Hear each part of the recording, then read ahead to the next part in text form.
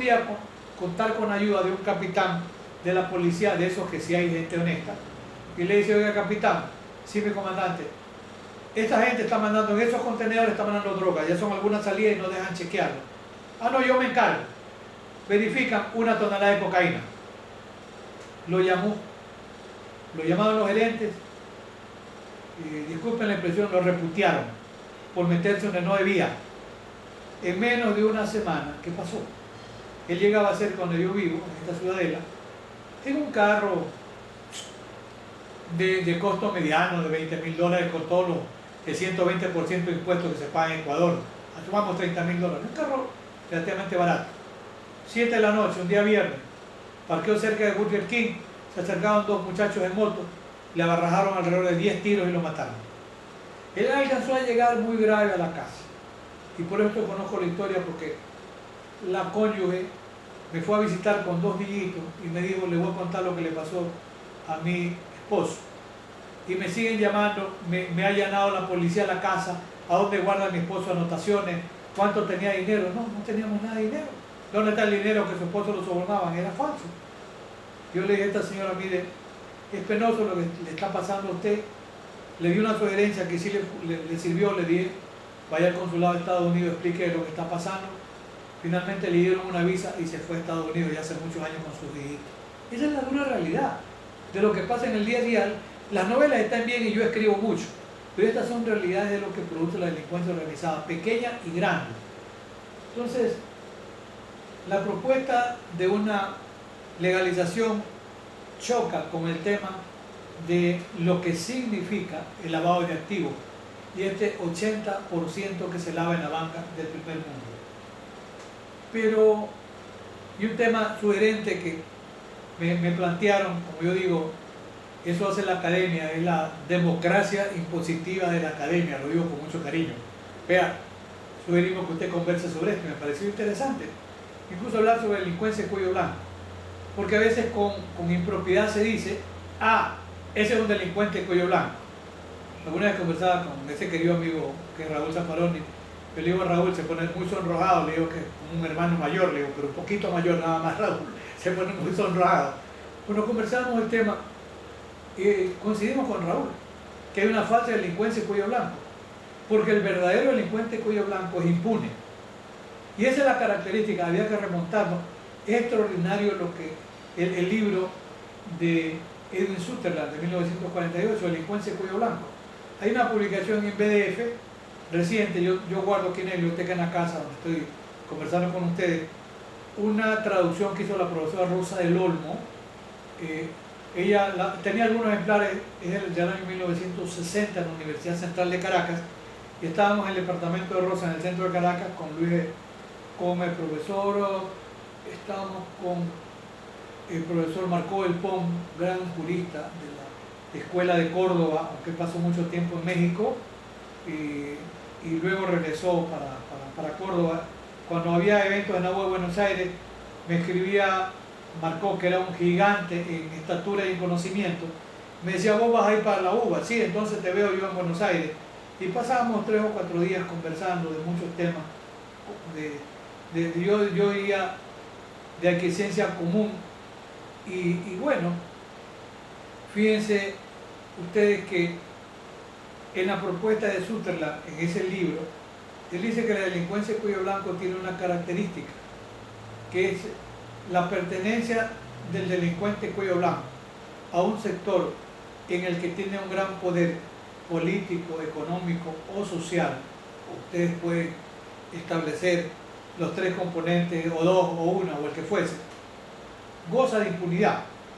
Claro, en la década que hace la investigación, que era de la Escuela de Legislación Diferencial, porque era sociólogo y criminólogo Sutherland, estamos hablando de la década de los años 40 en Estados Unidos. Claro, eran delitos económicos, de evasiones tributarias, etcétera, de grandes compañías norteamericanas y transnacionales de aquella época. Y sigue habiendo delincuencia económica organizada y transnacional, pero claro que la sigue habiendo. Pero la característica del verdadero delincuente cuello blanco es que la conducta es impune. Un amigo también muy apreciado, que iba con frecuencia Argentina y de Buenos Aires, y bueno, aparte de Buenos Aires y otras ciudades, era el profesor Alessandro Barata. Alessandro Barata, el fundador de la criminología crítica. Yo en mi página web, que está disponible en las www.alfonsosambrano.com, pueden encontrar algunos trabajos incluyendo, yo diría, el libro clásico de Alessandro Barata, Criminología crítica y crítica del derecho penal. Y Alessandro Barata decía algo que sigue teniendo vigencia. Decía, hay un proceso de criminalización primaria. ¿Cuándo se presenta? Cuando se dicta la ley, cuando la ley se crea. Y hay un proceso de criminalización secundaria cuando la ley se aplica. Porque esa ley, y decía en la criminalización secundaria, hay una criminalización secundaria activa. Se aplica a ciertas personas y hay una negativa. No se aplica a otras personas. ¿A quiénes no se aplica? Probablemente a esos que son delincuentes de cuello blanco. Tienen el abuso del poder político, claro, o económico para generar corrupción, o del poder social. Entonces, esto que sostenía el profesor Alessandro Barata tiene pleno y absoluto cumplimiento aún hoy en día. Miren, después de que se trabaja con la Convención de Naciones Unidas, me refiero ya a la última, que ya se refiere a temas de delincuencia organizada, hay el tema de la cooperación internacional, la delación que la habían utilizado en Italia y en Estados Unidos. Bueno, la convención la eleva a la categoría de norma, pero después de unos años se dice, bueno, pero es que aquí un tema muy importante es el de lavado de activos. Y entonces el GAFI se comienza a trabajar en la línea de crear modelos para reprimir el lavado de activos, ya no como consecuencia del tráfico ilícito de drogas, porque así empieza el lavado de activos. Lo que ocurre es que para aquella época se decía, bueno, tiene que haber, es que el delito de lavado de activos no era un delito independiente o autónomo, era un delito que estaba muy enlazado, conectado con el tráfico de drogas. Y entonces, claro, el gran bastión de defensa era decir, primero tiene que haber una condena en firme por tráfico de drogas, y si se puede determinar que una persona tiene bienes cuya conversión no puede justificar, debe presumirse razonablemente y no tiene otra actividad que proviene de la actividad ilícita de tráfico de drogas. Así nace la estructura inicial del lavado de activos después de la Convención de Naciones Unidas del año 1988. Yo iba a Venezuela con bastante frecuencia hasta la última ida el año 97, ¿sí? Antes de la era de Chávez y el Pajarito y antes de la era de Maduro. Yo iba a la Central, iba al Zulia, iba a Maracaibo, el Zulia, iba a la ULA, la Universidad de los Andes, en Mérida. Y yo fui justamente en una maestría en el Instituto de Derecho Penal y Criminología. El director era el profesor Carlos Simón Bello Rengifo, y la profesora Rosa del Olmo tuvo la bondad de sugerirle que me invitara, y yo fui profesor en esa maestría, y en ese año yo fui a dar charlas sobre el tema precisamente de la ley de drogas, en la región andina. Pero fue una gratísima experiencia. Después de unos años el tema avanza y entonces se comienza a construir el discurso de la importancia de llegar a contar con una ley de lavado de activos. En el año 2002 en Ecuador llegó una delegación de expertos de la OEA, habían 2 expertos también españoles que trabajaban en el tema, donde había temas interesantes como los delincuentes arrepentidos, colaboradores, y me daban explicaciones de lo que había pasado, por ejemplo, en la época en Italia, conforme yo comentaba el caso de Toto Rino. Pero recuerden que al fiscal Borsalino lo asesinaron, y al juez Salvatore no sé cuánto también lo asesinaron. lo volaron con una bazuca cuando él iba a tomar unas declaraciones y lo volaron en un puente con la familia y con los hijos. Él iba a París, una ciudad en Francia. Lo persiguieron y también lo mataron. Entonces, sí, el poder que tiene sin duda la delincuencia organizada es impresionante, y con esa delincuencia de contenido violento con mayor razón. Pues en Ecuador en el año 2002 se comenzó a trabajar y la OEA a mí me contrató como experto nacional en el tema para ayudar, sin duda fueron muy generosos darme la calidad de experto en lavado de activos. Conversamos y luego se trabajó con un anteproyecto y finalmente para el año 2005 Ecuador ya tiene una ley de lavado de activos donde se considera como tipo penal independiente o autónomo. No es necesario que se pruebe el delito preexistente. En esto mucho se discutió un tiempo en el Perú.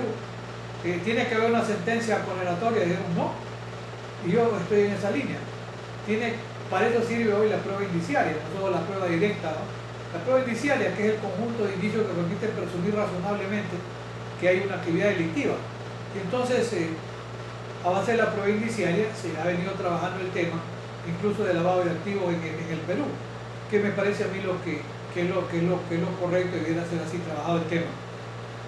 Pero no hay muchos casos en Ecuador, salvo uno, ¿no? Probablemente hay alguno más por allí, donde ver el caso de una mujer, de una señora, que había blanqueado dinero, porque solamente por curiosidad, ¿saben por qué se habla? Y el profesor de Souto español, él habla de blanqueo de dineros, no de activos. Y parece que esa tendencia va en la línea de Naciones Unidas. Pero ¿por qué la expresión de lavar dinero? Eso de lavar dinero es una expresión que proviene de la década de los 1920. En Estados Unidos, la mafia norteamericana tenía mucho dinero producto de las extorsiones y todo este tema. Y decían, bueno, ¿y qué hacemos con tanto dinero? Invirtamos en un negocio. Así como se invirtió en el negocio de las pizzerías, se invirtió en el negocio de las lavanderías en Nueva York. Por eso surge la idea de lavado de dinero. Fue porque parte del dinero se blanqueó con el negocio de las lavanderías, simplemente por una reminiscencia histórica. Pero si ustedes miran una ley de lavado de activos, y ustedes, yo hoy día les envié también a profesor Emanuel, muchos de ustedes por supuesto que la conocen muy bien y la habrán revisado. Hay un trabajo de Rosa del Olmo y el profesor, un profesor colombiano que fue magistrado de la Corte de Cali, sobre comentario a la ley a la Convención de Naciones Unidas y el narcotráfico, se llama el libro, Edgar Saavedra Rojas, el jurista colombiano. Interesante. Y lo que aparece es que son de ese tipo de delitos, donde todos los tiempos y todos los verbos como forma de participación o de autoría están allí consignados. Todo. Receptación, ocultación, corretaje, comercio, ofrecimiento, todo. Creo que no queda ningún verbo rector fuera. O sea, la ley de lavado de activos o la ley, los países que tienen lavado de activos en esa línea, van en una línea parecida en cuanto ya a la estructura de los tipos penales. Pero sigue siendo un tema en el que no hay todavía si es un gran ovillo el tema de la delincuencia organizada y de la delincuencia económica. Vamos buscando nuevas estrategias. Bueno, no encontramos todavía el hilo para tratar de desenrajar el ovillo, ¿verdad? Pero hay un tema importante que yo lo he comentado, forma parte de la publicación mía de lavado de activos. Hay una del año 2009, me parece, por 2010 en realidad, ese año, la primera sobre lavado de activos, donde yo me refiero al tema del abogado que recibe honorarios maculados de lavado de activos. Un tema muy interesante, que además, como yo digo a mis alumnos, muy preocupante también. Porque la propia convención se refiere a esas formas de participación, asesoría. Cuidado con el tema de la asesoría. Con la asesoría marchamos los abogados. Pero depende, porque y casos reales. El caso de un abogado ecuatoriano que podía ser calificado como jurista, probablemente sí, sí. Tenía buen conocimiento doctrinario, había sido magistrado, era profesor, y él armaba compañías y las vendía, compañías de papel. Que haga el que compra la compañía no importaba. Y esto fue antes de la vigencia de la ley de lavado de activos, antes del 2005. Antes del Código Orgánico Integral Penal, el año 2000, en Ecuador por primera vez se establece un código de procedimiento penal en la línea del modelo acusatorio, siguiendo un poco las pautas del profesor y querido amigo Julio Mayer. Sus alumnos más conspicuos probablemente sean en principio Alberto Binder y Maximiliano Ronconi, y a quienes yo conocí en el año 92 en Ecuador a propósito de ese tema del anteproyecto inicial. Y en el año 2000, con el profesor Edmundo Durán Díaz, que había sido fiscal general, y Walter Guerrero Ibanco, que había sido presidente de la Corte Suprema de Justicia en Ecuador, presentamos el anteproyecto del Código de Procedimiento Penal del 2000, el primer código en la línea del modelo acusatorio. Pero a este abogado es procesado con el anterior código y de acuerdo con la ley de drogas. ¿Qué ocurre? Vende dos compañías y quienes se las compran le dicen: oiga doctor, el Ecuador se dolariza la economía en el año 2000 y esto ocurre, pensemos que era el año 1995. Dice: doctor, están muy bien las compañías, le hacemos una propuesta, queremos que usted siga gerenciando la compañía. Pero dice: no, bueno, yo les vendí las compañías, pero 1995, doctor, le queremos que usted siga gerenciando las compañías, entre las dos gerencias le vamos a pagar $5.000 mensuales. Era como ser hoy no menos de $25.000. Por supuesto que era una cantidad muy importante. Y él le dice: pero ¿qué es lo que quieren hacer? Vamos a construir una planta procesadora de atún y tenemos el recurso para hacerlo. ¿Y qué le dice este abogado? Bueno, pero yo abro una cuenta en un banco norteamericano, el Citibank, y ustedes todo el dinero lo transfieren desde un banco norteamericano de Estados Unidos al otro banco norteamericano de Ecuador. Yo pienso que él se fue blindando. No, porque ocurre que nadie nunca dijo: el doctor fulano de tal conocía que había un origen ilícito del dinero. Además, era dinero que, como dicen los que saben más que quien habla, estaba bancarizado, depositado en cuentas en Estados Unidos y enviado a cuentas en Ecuador, a un banco norteamericano. Y él decía con razón cuando lo procesan, y pidió conversar conmigo, conversamos en el escenario, somos contemporáneos porque él vive aún. Y él me decía: Alfonso, pero si yo tuve el cuidado, ese dinero vino del Banco Norteamericano de Guayaquil, entonces que lo metan preso para el gerente del Banco Norteamericano y al gerente del Banco de Guayaquil. Yo lo que he hecho es administrar recursos que llegaron de banco a banco. Mire, la planta procesadora de atún que quedó botada, estaba prevista que iba a costar en el presupuesto $15 millones. Y una planta que iba a costar $75 millones, la planta atunera más importante de América Latina. Se habían invertido más de $10 millones y esa planta se perdió, desapareció, se robaron todo lo que pudieron. Y este abogado fue procesado en el tema, lo vincularon a una figura de las múltiples que tiene el tema del tráfico de drogas. Lo vincularon y lo condenaron. Lo condenaron a 8 años de cárcel. Con la ley del 2 por 1 eran 4 años y luego con jubileo 2000, pero él estuvo alrededor de 4 años preso, privado de la libertad, cuando era un dinero que había sido bancarizado. Entonces, a mí para el año 2010, cuando yo trabajo con la primera edición, porque hay alguna edición de mi libro Lavado Activo, yo les envié una que está en la publicación en Chile, me preocupó el tema de los abogados, que yo lo conversaba con mis alumnos en clase. Hacen compañía y muchos lo conocían, había sido profesor de la Universidad Católica también. Fulano de tal está preso. Pero maestros me decían, ¿pero qué hizo él? Vendió 2 compañías y se quedó como gerente. Tengan cuidado. Diferente es que alguien le diga, bueno, oiga, tengo 100 millones de dólares o 50. ¿Y qué hago? Vamos a armar compañías y vamos a comprar carros, vamos a repagar los carros, vamos a pagar el doble que pagas en el mercado, lo va a asesorar para que blanquee dinero. Es otra cosa.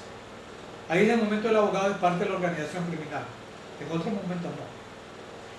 Pero hay un caso interesantísimo. Lo que pasa con el tema de los abogados en Alemania. Para mí, Isidoro Cordero Blanco, un notable jurista español, me parece que es del País Vasco, es un experto al que consulta bastante Naciones Unidas, la OEA, en el tema del lavado de activos. Si queremos ser respetando al gran maestro vasco, que es un monstruo en el tema del lavado de activos. Formidable, Isidoro Cordero Blanco. Y de él encontré algunas referencias. Pasa que el libro de Isidoro Cordero como que le rompe el brazo a uno, un libro como en 1000 páginas, como un ladrillo enorme. Entonces, yo tengo una edición también en formato digital que es más fácil. Yo sí puedo, aunque estoy más viejito, yo puedo leer 4 o 5 horas en la computadora y no me quemo. El libro me es más duro ahora revisarlo que hacerlo. Además que uno puede, con una edición bastante moderna de un Windows, puede uno subrayar, anotar, sacar para los trabajos que sigue haciendo en el formato digital. Pero me voy a referir a lo que pasó en Alemania. En Alemania, esto debió ocurrir en la década del 90, pensemos, 95, 98, unos abogados de una firma de abogados son procesados penalmente por lavado de activos, en razón de que habían recibido dinero de unas personas que se afirmaba que pertenecían a una organización criminal. Habían recibido alrededor de 200.000 marcos, o sea, me imagino que todavía no estaba el euro, y tenían que recibir otro dinero, unos 200.000 marcos más. Los procesaron por lavado de activos y el argumento fue de que los abogados tenían que conocer razonablemente que había un origen ilícito, porque tenía un problema el Código Penal alemán de aquella época. Había responsabilidad penal por comportamiento culposo, negligente o descuidado. Lo mismo que en algún momento se pretendió en Argentina con un proyecto de un jurista conocido y que luego no fue finalmente admitido. Pero se decía, también vamos a penalizar la conducta por comportamiento culposo o imprudente. En Alemania, a los abogados los condenaron.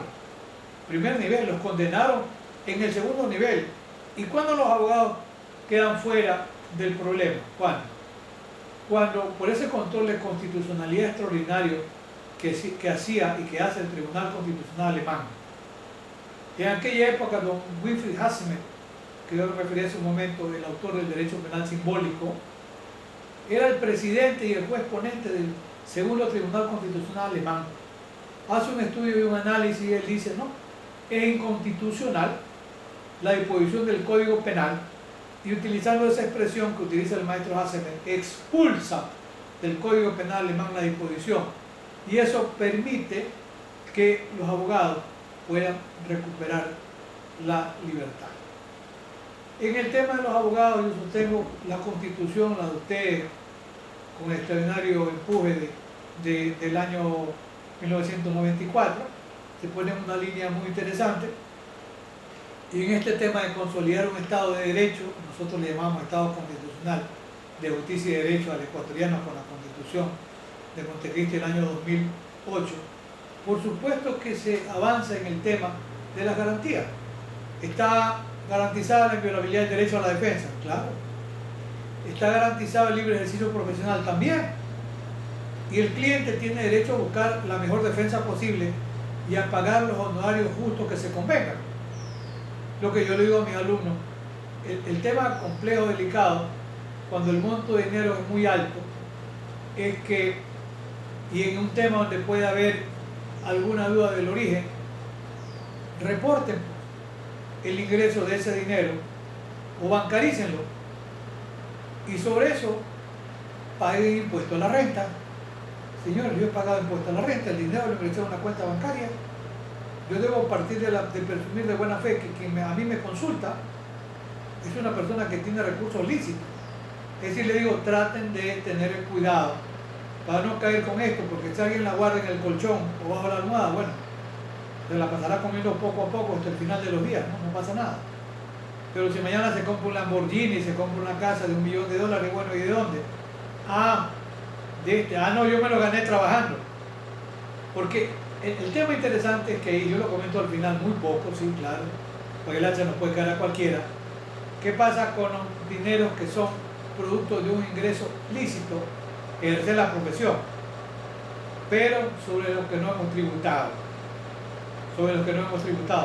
Y nos compramos el Lamborghini, la casa de $1 millón, invertimos $1,5 millones y todavía tenemos mucho dinero más suelto. Ahí el problema es que el Lamborghini y la casa van a entrar por lavado de activos, porque hay una conducta precedente que fue la evasión tributaria. Ahí nos agarra el cerro y patas arriba y vamos a tener problemas. Entonces, pero si alguien, ¿qué pasa? Hay el caso de un abogado de mucho lustre en Ecuador. Dijeron, se cayó por lavado de activos. Y él dice, no. ¿Cuánto le pagaron los doctores? Un tema muy interesante, un abogado que gana mucho. Yo creo que es el abogado que gana más dinero en ese tema de Ecuador, el tema de delincuencia organizada, económica. Dijo, es mi amigo de paso, don Juan Temprano, señor, doctor, usted ha cobrado $5 millones. No, si no te he equivocado, a mí me pagaron $6,5 millones en 2 cuentas en Estados Unidos. Sobre esas cuentas yo he pagado impuestos en Ecuador. Yo he pagado más de $1 millón de impuestos en Ecuador, señor. Sí, señor. Ese dinero me lo gané honestamente, ejerciendo la profesión que es lo que yo hago. Yo pensé, porque es mi amigo, no había conversado con él, y dije, ¿qué habrá pasado? Cuando ya veo, dice, no, señor, yo he pagado más de $1 millón. Claro, porque el Estado en Ecuador se le lleva el 20% más o menos, o sea, pagó. Y dijo, y el resto, señor, lo tengo en 2 bancos norteamericanos, para los morbosos que quieren saber dónde está el dinero. Allá está depositado y declarado al Departamento de Justicia que son ingresos míos, producto de mi profesión. Es un abogado brillante de paso, ¿no? Entonces, pero no pasa eso con todos. Ahora, en Alemania al final termina así la situación de los abogados. ¿Y qué pasa en Estados Unidos? Yo pensaba hace poco en la defensa al Chapo Guzmán. ¿Qué pasó? México sigue con una democracia secuestrada. Como ejemplo, sí, la mayoría de los capos están muertos. El Chapo Guzmán está preso como un ejemplo en Estados Unidos, en todos estos procedimientos de justicia penal negociada, y puede estar condenado de por vida. Pero hace apenas casi 2 años.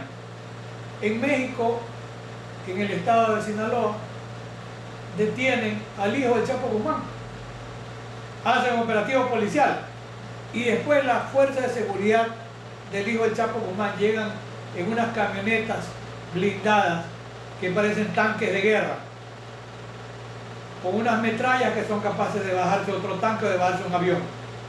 Llegaron con artillería pesada, capaz de enfrentar. Vean ustedes lo que hace otro de los carteles grandes cuando desfila su armamento como que fue un desfile cívico. No es el cartel del Golfo, no es el de Sinaloa. Hay otro cartel enorme en poder, ya, de los Z también, recuerden ustedes. Los Z era un comando de la Armada entrenado en Estados Unidos en subversión, en tema de drogas. Pero cuando están dando duro a los carteles dicen, hermano, pero ¿por qué peleamos aquí harto dinero? Vengan que nos vamos a repartir. Lo que pasó en Colombia con los paramilitares colombianos, y por eso después los castaños son grandes traficantes de drogas. Dicen, pero no nos vamos a matar.